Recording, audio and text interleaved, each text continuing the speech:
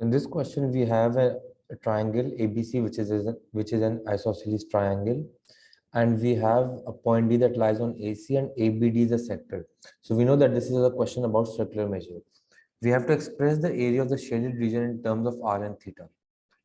So to find the area of the shaded region, first we find the area of the triangle and subtract the area of the sector ABD. So the area of the triangle ABC would be half AB sine C. So half, we have the two lengths which are R and R, and we need the angle between them. So we know that the formula for area of a triangle is half AB sine C. Now as these two lengths are equal, it means this angle would also be theta, which means that this angle would be 180 minus 2 theta. So the area would be half into R, which is R square, into sine of theta minus 2 pi. Now, from our trigonometry, we know the identity that sine theta is the same as sine of 180 minus theta. So, applying that over here, as pi is 180, in place of pi minus 2 theta, we can write half into r square into sine of 2 theta. So, this is the area of the triangle. Now, to find the area of the sector, we have the formula half r square theta. So, it will remain as it is, as the radius is r and the angle is theta. So the area of the shaded region would become the area of the triangle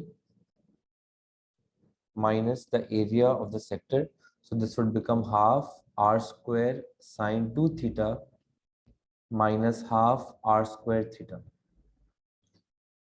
Now we can simplify this and write it as half r square is common, so we can write it as sine 2 theta minus theta. So this is an expression for the area of the shaded region.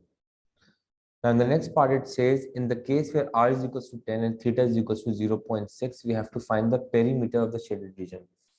Now to find the perimeter, we need to understand that the length DC plus the arc DB and the length BC will basically make up the perimeter of the shaded region.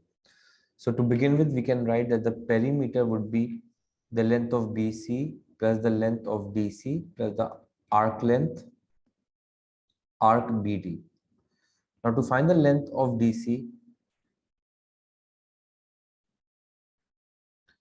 so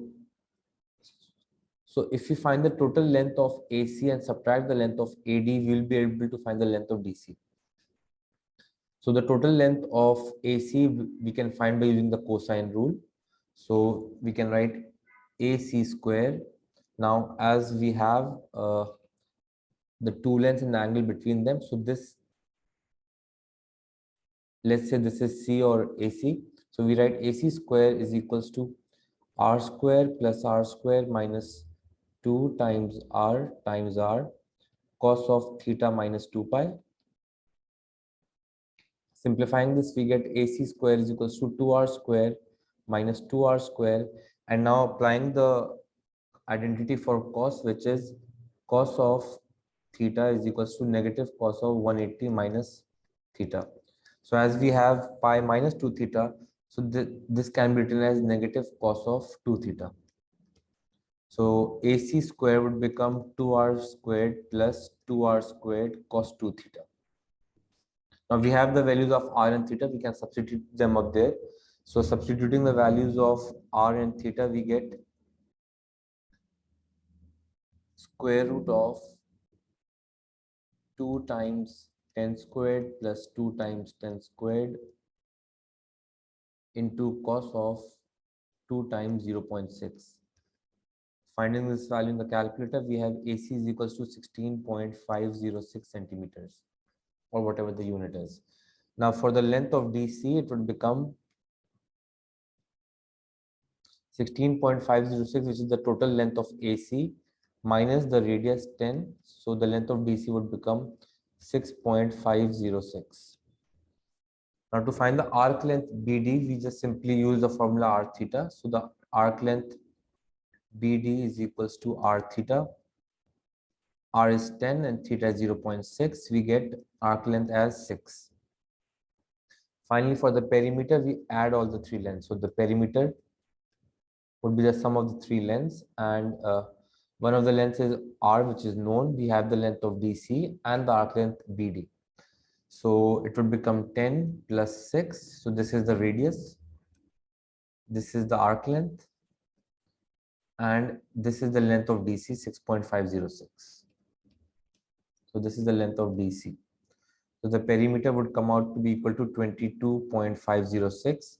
And as we have to give our answer in terms of in three significant figures, so the final answer would be 22.5.